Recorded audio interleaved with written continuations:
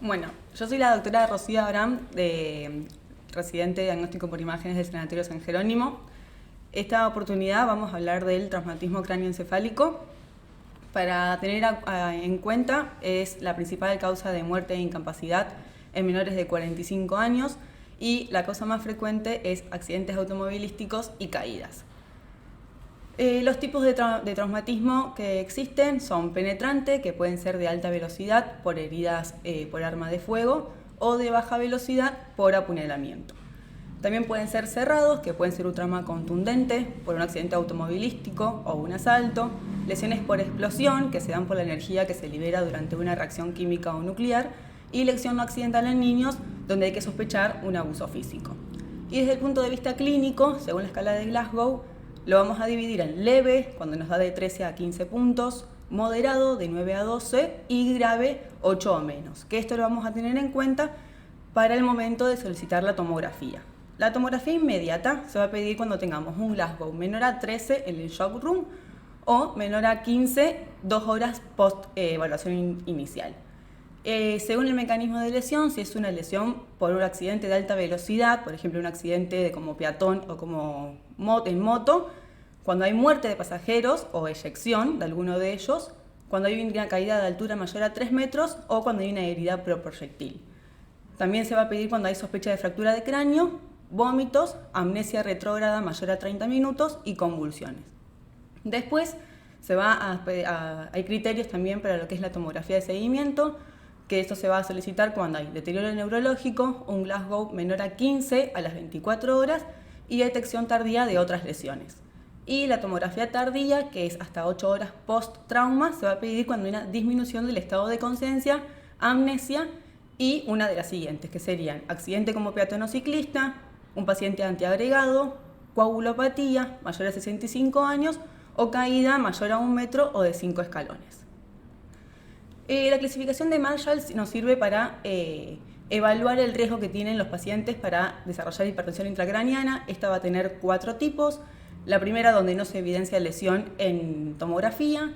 El tipo 2, que es las cisternas van a estar visibles, van a tener un desplazamiento de la línea media de 0 a 5 milímetros y lesiones hiperdensas o mixtas menores a 25 mililitros. Después la tipo 3, que son cisternas comprimidas o ausentes, con desplazamiento de la línea media de 0 a 5 milímetros y lesiones en un volumen mayor a 25 mililitros. Y la lesión difusa tipo 4, que es el desplazamiento de la línea media mayor a 5 milímetros y sin evidencia franca de lesiones en un volumen mayor a 25 mililitros. Las lesiones focales que vamos a ver en el traumatismo cráneoencefálico van a ser fractura de cráneo, contusión, edema, hematoma epidural, hematoma subdural y hemorragia subaracnoidea e intraventricular. La fractura de cráneo, el 90% no se asocia a ningún tipo de lesión. Anatómicamente se va a clasificar en base de cráneo o bóveda, se está asociado a la herida, va a ser abierto o cerrado, el grado de desplazamiento puede ser no desplazado o deprimido y los fragmentos si es lineal o triturado. El 10% de las fracturas de cráneo se pueden asociar a una lesión del parénquima. Esto lo vamos a tener que evaluar más que nada buscando lesiones vasculares, que después vamos a hablar y van a ver que se van a asociar con hematoma subdural y epidural. Acá se puede ver una fractura en el hueso occipital, que es una fractura simple. Luego en esta vamos a ver una fractura del hueso donde también hay fragmentos óseos en el parénquima asociado a un cefalohematoma y otra fractura ahí donde está la flechita en el hueso también frontal. La contusión cerebral es una lesión de la superficie cerebral donde compromete la sustancia gris y van a ser imágenes mal definidas e hipodensas de aspecto parcheado. La localización más frecuente va a ser el 50% temporal, 33% frontal y 25% parasagital. Van a tener lesiones del lado del golpe y el contragolpe y van a ser bilateral en el 90% de los casos. Acá se puede ver en el lóbulo frontal una imagen hipodensa, aislada, lo mismo del lóbulo frontal izquierdo en la imagen de la derecha. El edema puede ser vasogénico, donde hay una disminución de la densidad de la sustancia blanca y efecto de masa con compresión ventricular. El citotóxico, que es un efecto de masa difuso, más compresión ventricular bilateral y una hipodensidad difusa de ambos hemisferios, que no va a realizar transmisión de contraste endovenoso y va a tener compromiso de la sustancia gris subcortical. Y el intersticial, donde hay deficiencia en la absorción transependimarias, se va a ver como una hipodensidad periventricular. Como podemos ver en la imagen, la hipodensidad. Y como en esta, donde está la flecha, se puede ver la hipodensidad correspondiente al edema. La lesión axonal difusa, como clínica, va a tener pérdida de conocimiento al momento del accidente. La localización es en la interfase entre la sustancia gris y la sustancia blanca, en el cuerpo calloso o en los núcleos grises profundos.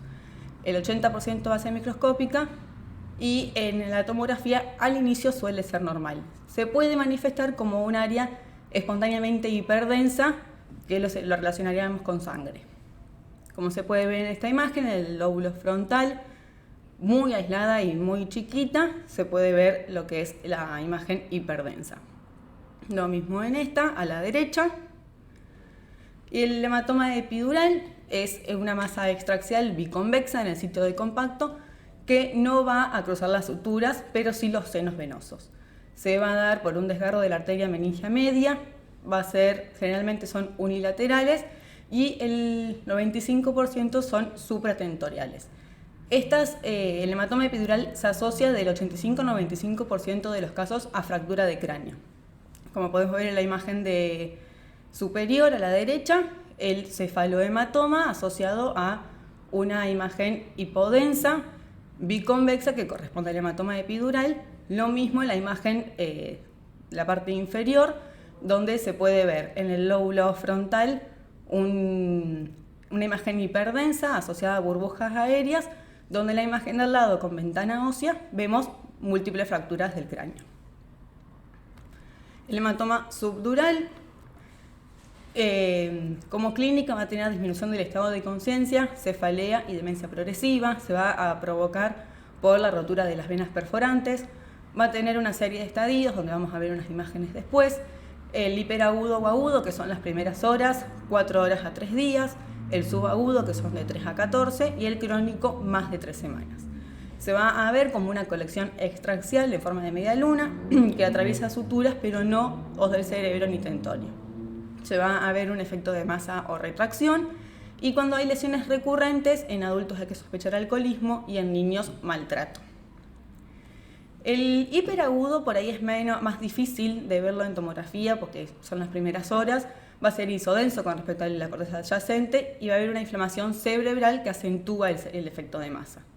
Y el agudo va a ser una colección extraaxial en forma de media luna, hiperdensa, que a medida que el coágulo se retrae, la densidad va a aumentar y va a ser más hiperdenso. Como se puede ver en la imagen de la parte inferior, hay toda una lesión hiperdensa que compromete el lóbulo frontoparietal izquierdo. En esta otra imagen podemos ver del lado derecho también una imagen hiperdensa en forma de media luna. Después el estadio subagudo es entre los días 3 y 21, se va a ver como isodenso respecto a la corteza adyacente, y hay que buscar también los signos indirectos que vamos a encontrar en estos dos casos, que son los surcos llenos de líquido cefalorraquídeo que no alcanzan el cráneo porque se desvanece en la subdural. Efecto de masa, donde hay borramiento de surcos y desplazamiento de línea media y un aparente engrosamiento de la corteza. Como podemos ver en la imagen, la línea media está desplazada más o menos 1,5 milímetros. Lo mismo que en esto, donde se ve todo también, donde el líquido cefalorraquídeo no llega al cráneo. Y el crónico se vuelve hipodenso y puede alcanzar las 0 unidades de Hanfield y va a ser isodensa respecto al líquido cefalorraquídeo, como podemos ver en esa imagen. La hemorragia subaracnoidea es más frecuente en los surcos, se asocia también frecuentemente a fracturas de cráneo y contusiones cerebrales, y las causas va a ser por una extravasación directa de sangre de una contusión cerebral adyacente, disección arterial, daño directo de pequeñas venas o arterias y aumento repentino de las presiones intravasculares. Como clínica va a tener una cefalea de inicio repentino, referido como el paciente como el peor dolor de su vida, y va a estar asociado a fotofobia y meningismo.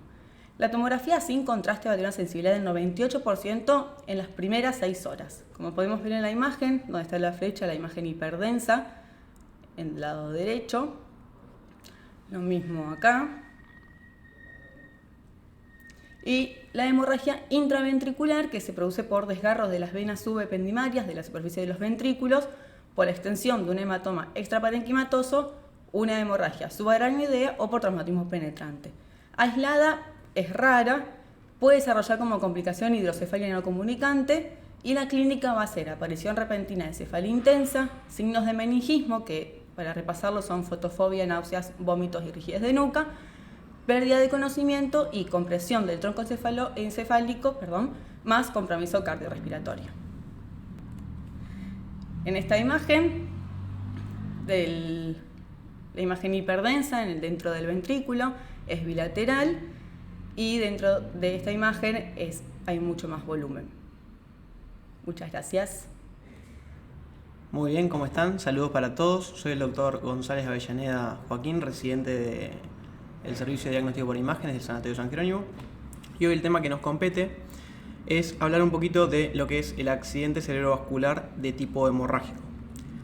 Los objetivos de esta presentación va a ser hacer un repaso de las principales hemorragias intracraneales como sus causas, reconocer así los variables patrones imagenológicos de su presentación y caracterizar los puntos clave para su adecuado diagnóstico según la metodología que vamos a utilizar. Epidemiológicamente hablando, debemos saber que el accidente neurovascular se va a subdividir en isquémico y hemorrágico, entendiendo el isquémico como la gran mayoría, cumpliendo un 80% de la incidencia en los pacientes, mientras que el otro 20% restante va a estar distribuido por hemorragias subaracnoideas e intracraneales dentro de lo que tendría el síndrome hemorrágico. La Organización Mundial de la Salud, ya hace algunos años, hizo un consenso en donde estableció la incidencia de accidente neurovascular por año, estableciendo 15 millones en forma anual. En nuestro país está reportado 126.000 casos anuales, con un total de 18.000 muertes, constituyendo así la segunda causa de muerte en pacientes mayores de 65 años. En cuanto a las hemorragias intracraneales, debemos saber que existe hasta un 30% de incidencia para mortalidad en las primeras 48 horas. Esto aumenta a un 75% dentro de las primeras 24 horas si la hemorragia se localiza a nivel del tronco cerebral. También debemos saber que la morbimortalidad establecida dentro del primer año post-episodio alcanza el 60%. De manera práctica, hay distintas clasificaciones y van a encontrarlo en la bibliografía, pero me parece lo más práctico para desarrollar la clase. Vamos a hablar en una parte de lo que son las hemorragias intraaxiales, donde me voy a detener un poco más, sobre todo en la intraparenquimatosa y sus causas, y la parte de extraaxiales, que ya lo comentó un poco la doctora Rocío Abraham, y vamos a profundizar un poquito en lo que es la parte de imágenes por resonancia magnética, tanto del hematoma epidural, el subdural y la hemorragia subaracnoidea. Cuando hablamos de hemorragia intracraneal debemos hablar de que es una acumulación extravascular de sangre dentro de los diferentes espacios intracraneales. Y según su etiología, como ya lo veníamos comentando, existen de causas primarias y secundarias. Las primarias a su vez se van a caracterizar por ser hemorragias espontáneas sin preceder un antecedente de trauma o cirugía. Generalmente van a estar relacionados con patología de origen hipertensivo o por angiopatía amiloidea. En cuanto a las secundarias, va a prevalecer el trauma, los tumores, las anomalías vasculares, causas farmacológicas, entre otros. Bien, tomografía o resonancia magnética. Debemos saber que existen algunas ventajas y algunas limitaciones a cada método. La tomografía computada, si bien además se puede utilizar en forma de angiotomografía, sabemos que es rápida, disponible, compatible además con elementos de soporte vital como tubo endotraqueal.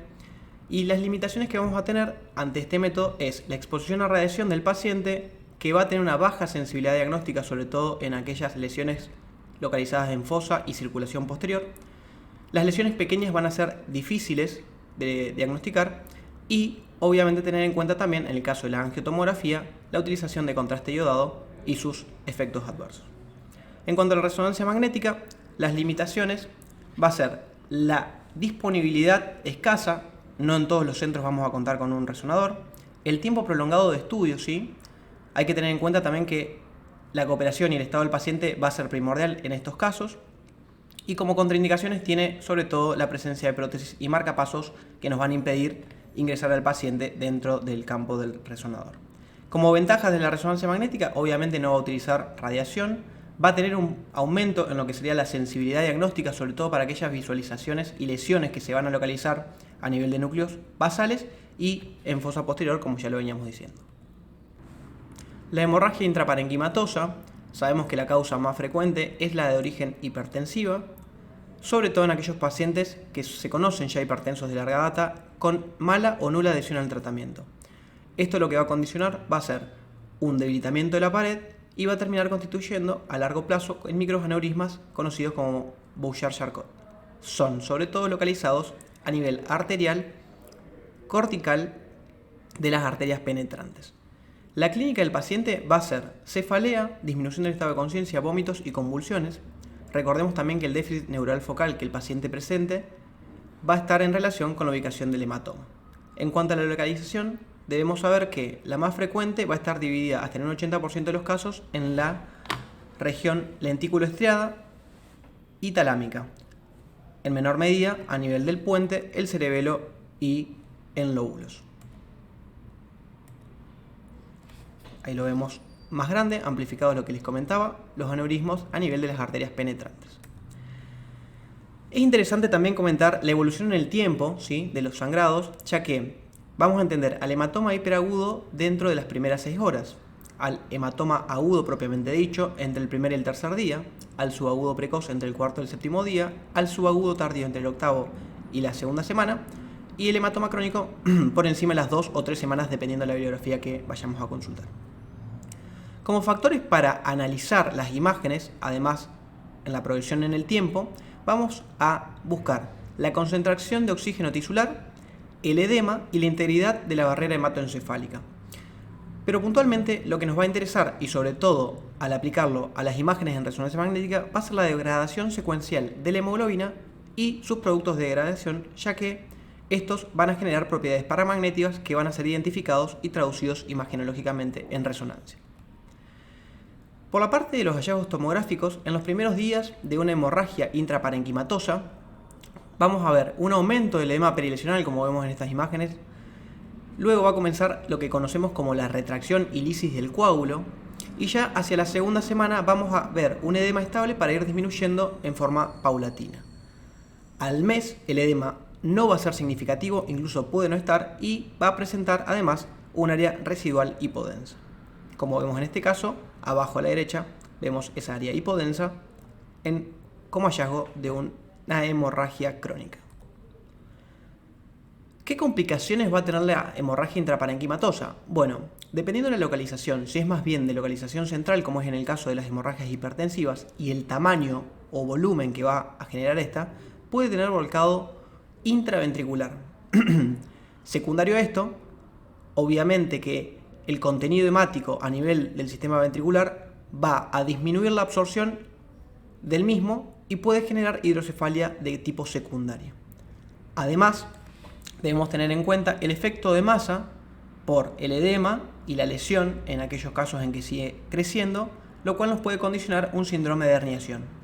Y a manera de repaso, recordemos que existen distintos tipos de hernias. Ahí les dejo un esquema abajo a la izquierda, donde el número 1 va a corresponder con hernias de origen subfalcino, el número 2 a las transtentoriales, que pueden ser descendentes y ascendentes, el número 3 va a corresponder a las hernias de tipo uncal, y en el número 4 las hernias amigdalinas.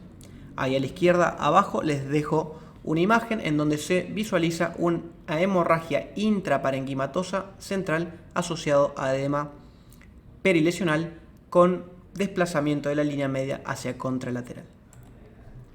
En cuanto a la angiotomografía, sabemos que es un método que también está a disposición y que sirve como no solo diagnóstico, sino también como guía terapéutica. ¿En qué casos? En aquellos casos en los que nos sea necesario identificar anomalías vasculares, como puede ser la presentación de malformaciones arteriovenosas o aneurismas.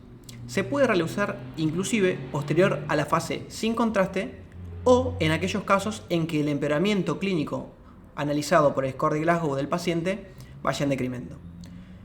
Les dejo algo interesante como concepto que es el signo del punto. ¿Y a qué me refiero con el signo del punto? A un pronóstico de expansión hemorrágica. Es un área hiperdensa focal que se va a traducir en la extravasación del contraste. Y esto lo que nos va a dar a pensar es que esa hemorragia está activa.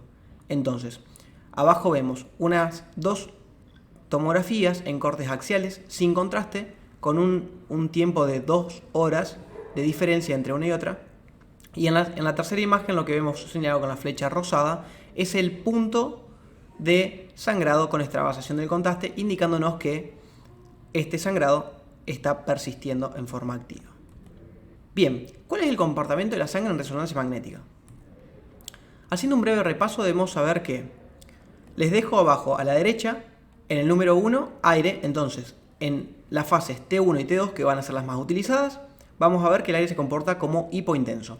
La grasa en el T1 va a ser blanca, en el T2 isointensa, ligeramente. El músculo se va a comportar como iso o hipo en T2. El calcio siempre va a ser hipointenso, es decir, negro. La sustancia gris, a su vez, esto es lo más relevante a nivel del sistema nervioso central y quiero que se lo lleven a sus casas, es la sustancia gris. En el T1, como lo pueden ver en la imagen de abajo, es gris. La sustancia blanca en el T1 es blanca. Lo contrario sucede en el T2, en donde vamos a ver que la sustancia gris es blanca y la sustancia blanca es gris. Bien, otra de las metodologías que también podemos ir a buscar es, y lo más sencillo les diría cuando comienzan a ver este tipo de neuroimágenes, es la intensidad que va a presentar el líquido cefalorraquídeo. En el T1 va a ser negro el líquido y en el T2 va a ser blanco, como lo vemos ahí arriba. Además de estas intensidades básicas, debemos saber que hay lesiones hiperintensas en T1 y en T2 que no son sangre y que además debemos conocer para implementar dentro de lo que son los diagnósticos diferenciales. Entonces, sangre, mucina, melanina y obviamente la solución de contraste que es gadolinio en resonancia magnética se van a comportar como hiperintensos en T1, mientras que la sangre y el agua se van a comportar como hiperintensos en fases T2.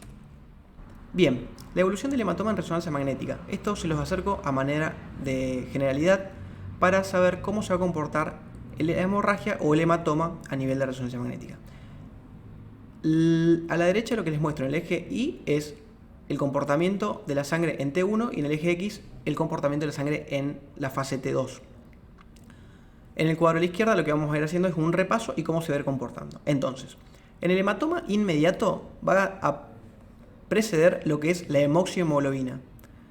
Entonces, se va a comportar como isointenso en secuencias T1 e hiperintenso en secuencia T2. El hematoma agudo comprendido entre el primer al tercer día se va a comportar como hipointenso o isointenso, haciéndose hipointenso en secuencias T2.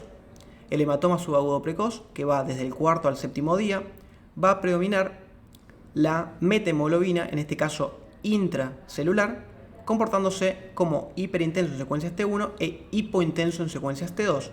Y en forma progresiva, la metahemoglobina se va a comportar como extracelular y va a ir cambiando de hiperintenso a hiperintenso en T1 y T2 respectivamente. Ya en estadios crónicos, pasados los 3 a 4 semanas, lo que vamos a ir viendo es una caída en la señal comportándose como hipointensos, tanto en secuencias T1 como en T2. Bien, acá les traigo algunos ejemplos. Un hematoma hiperagudo, en donde vemos un comportamiento isointenso localizado adyacente a los núcleos basales sobre la sustancia blanca subcortical, y lo vemos claramente en el T2 como hiperintenso. En estadio agudo, el hematoma se va a comportar como hipo o isointenso, haciéndose progresivamente hipointenso en secuencias T2, donde también lo podemos ver asociado a un área de edema perilesional. El subagudo temprano, a su vez, que va del cuarto al séptimo día, se va a comportar como hiperintenso en secuencias T1 e hipointenso en secuencias T2, lo cual va a ir siendo en forma progresiva, por eso es que también todavía vemos un remanente de hiperseñal. En un subagudo tardío, en secuencias T1 lo vamos a ver como hiper e hiperintenso también en secuencias T2. Lo que nos va a permitir también las secuencias T2 es valorar un poco más el edema perilesional adyacente. Ya en un estadio crónico, el hematoma se va a comportar como hipointenso, va a estar mucho más disminuido de tamaño, no va a estar generalmente asociado a edema, y esta es una secuencia que permite con mayor sensibilidad y diagnóstico localizar áreas de sangrado o hemoderivados. La otra etiología, un poco menos frecuente e incidente que la hipertensiva, es la angiopatía amiloidea. Y es una enfermedad, chicos, por depósito, que va a caracterizarse por depósito puntualmente del péptido beta-amiloide. Esto lo que va a condicionar en forma crónica es a una debilidad parietal arterial y se va a manifestar, como les muestro en el esquema, a nivel de la sustancia blanca subcortical con áreas de petequiado o microhemorragias. Si bien también se puede presentar, y hay bibliografía que lo menciona, como áreas de hemorragia subaracnoidea o hemorragias intraparenquimatosas, esto va a predominar sobre todo en mayores de 60 años. No es lo más frecuente. Tomográficamente, las lesiones que son muy pequeñas van a ser difíciles de reconocer. En este caso se alcanzan a ver 2 lesiones espontáneamente hiperdensas a nivel de la sustancia blanca subcortical. Esta es una hemorragia intraparenquimatosa, no es lo más frecuente, pero pueden encontrarlo. Pero la distribución típica es a nivel periférico y en forma puntiforme, por lo cual se ha llegado a llamar o a reconocer, depende de donde lo lean, como hemorragias lobares. En esta fase, que es el GRE, es una secuencia T2 que nos permite valorar mucho mejor en forma de hiposeñal o de baja señal áreas puntiformes periféricas difusas. En resonancia magnética lo que vamos a encontrar son en el T1 focos hipointensos. Fíjense siempre de distribución más bien periférica que central, a diferencia de la hemorragia hipertensiva. En el T2 se va a comportar como pequeños focos hiperintensos, siempre a nivel de la sustancia blanca. Y el GRE, que nos va a dar mayor rédito diagnóstico, como pequeños focos hipointensos. Recordar que en este tipo de entidad el diagnóstico definitivo va a estar dado por la biopsia. Haciendo ahora un repaso de lo que había comentado la doctora Abraham, y hablando puntualmente de las hemorragias extraaxiales y retomando con lo que sería el hematoma epidural, debemos saber que conceptualmente es una colección hiperdensa de morfología elipsoide, como les muestra la tomografía, extradural en su localización. Se asocia hasta en un 90% de los casos con fracturas de cráneo, entonces vayamos a ventana ósea para poder reconocer esta lesión asociada. Recordemos que no va a cruzar suturas, ¿sí?, a diferencia del subdural, que sí lo va a hacer. El tamaño va a ser variable, ya que va a presentar un rápido crecimiento por ser sangrado de tipo arterial, ¿sí? Va a comprimir y a desplazar las estructuras adyacentes, como vemos en la imagen. Recuerden también en este caso valorar el tipo de herniación que pueda llegar a producir. Y clínicamente este paciente, por el mismo crecimiento del sangrado, puede alternar con intervalos lúcidos y episodios de obnubilación. Por lo general es una entidad que va a cursar con buen pronóstico si es sospechado y tratado en forma precoz. En aquellos casos que sea requerida, se puede llegar también a la craneectomía descompresiva. El hematoma epidural en resonancia magnética vamos a dividirlo en tiempos: en agudo, subagudo temprano y subagudo tardío o crónico, comportándose en secuencias T1 como hiperintenso con áreas variables de intensidad en el T2. Acá les muestro un hematoma epidural localizado en región occipital izquierda, donde vemos la lesión hiperintensa de morfología elipsoidea. En una subaguda temprana podemos comportarse como, o verlo mejor con un comportamiento hiperintenso en secuencias T2, como lo vemos en esta imagen. Recuerden siempre que valoramos todo el paciente y no nos quedemos solamente con el hallazgo y que el árbol no tape el bosque. Entonces acá lo que vemos también es un cefalohematoma asociado. Recuerden que en las etapas subaguda, tardía y crónica se van a ir haciendo de hiperintensa en T1 y en T2. La angiografía para el hematoma epidural se puede utilizar sobre todo para valorar las causas de origen no traumáticas, es decir, las malformaciones arteriovenosas, entre otras, aneurismas, etc. Hay que demostrar en algunos casos, y según la bibliografía, se ha demostrado la laceración de la arteria meningea media con extravasación de contraste, pero esto no es lo más frecuente de ver. Por parte del hematoma subdural, como contraposición, es una colección hiperdensa de morfología semilunar a nivel subdural, que sí va a ser un poco más extensa porque esta sí no puede cruzar y no va a respetar las suturas, a diferencia del epidural. La tomografía es suficiente, chicos, para realizar el diagnóstico. No hace falta que hagamos resonancia. En algunos casos que no deja duda, se puede llegar a abordar desde la resonancia magnética, pero por lo general se alcanza a identificar y es diagnóstico. Recuerden también siempre valorar que no tenga lesiones asociadas, como en este caso. Hasta en un 30% de los casos se ha visto resangrado, sobre todo por ruptura de las venas corticales. Y esta ruptura de venas corticales lo que se va a traducir imagenológicamente es en un efecto que conocemos como efecto hematocrito. Y este efecto lo que va a hacer es un diferencial de densidades y nos va a hablar de distintos tiempos de sangre, crónicos, subagudos y agudos, en la misma lesión. En pacientes que evidenciemos lesiones recurrentes, en el niño lo primero que vamos a ir a sospechar es maltrato, ¿sí? Esto es importante.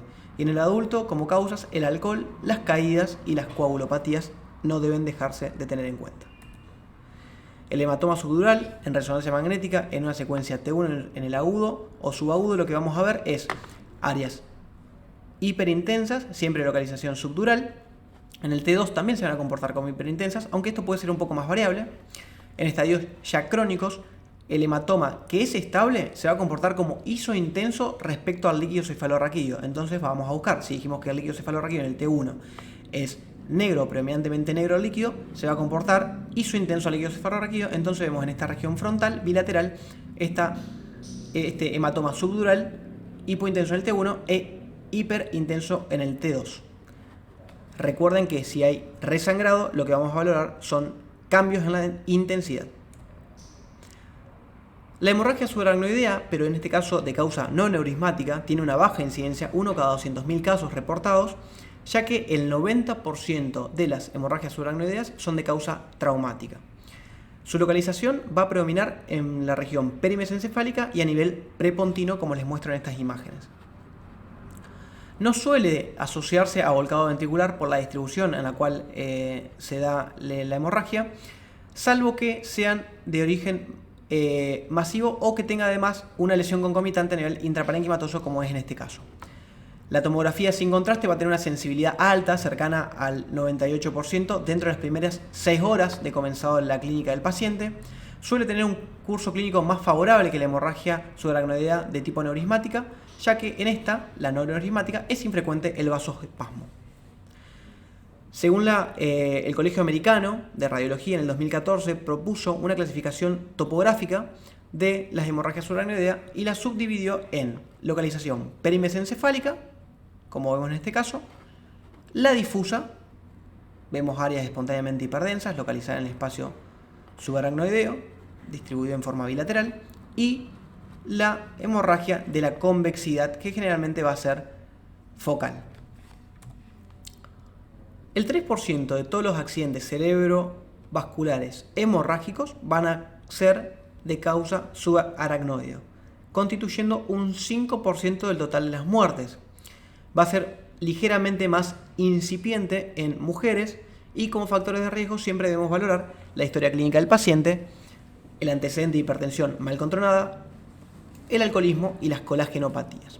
En cuanto a la resonancia magnética, en T1, T2 y FLAIR se va a comportar como hiperintensa, como lo vemos en esta resonancia magnética, en un corte axial, vemos áreas hiperintensas, y en el T2, sobre todo en la secuencia de susceptibilidad magnética Y, que son secuencias que nos permiten aumentar la sensibilidad diagnóstica, se va a comportar como hipointenso. Entonces, para llevar a casa, valoramos, ¿tiene el paciente hemorragia? Si la tiene, vamos a valorar la forma, su localización, el volumen y la densidad.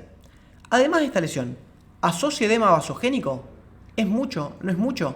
En el caso de que sea exagerado, nos vamos a ver obligados a descartar un tumor o una lesión subyacente. ¿Cuándo? Cuando el hematoma empiece a ceder y disminuya de tamaño. Hay que hacer una nueva neuroimagen.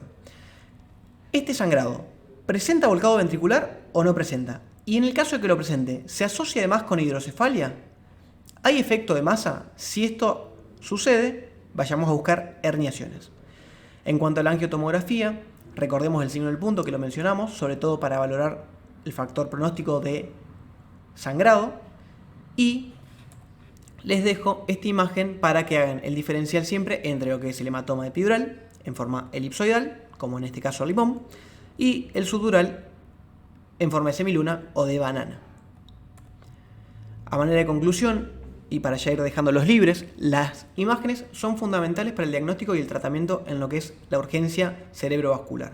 Tanto tomográficamente como por resonancia magnética, ambas nos van a proveer de información crucial para el manejo del paciente. Recordando también que hay factores como tiempo y disponibilidad de cada institución para realizar dicha metodología. La resonancia magnética, además, colabora en reconocer aquellas imágenes patológicas que son de difícil caracterización en la tomografía, y bajo la premisa de tiempo-cerebro, siempre tratemos de accionar lo más rápido y protocolarmente posible para el bien del paciente. Bien, quien no sabe lo que busca, no entiende lo que encuentra. Muchísimas gracias por su atención. Los saludo cordialmente.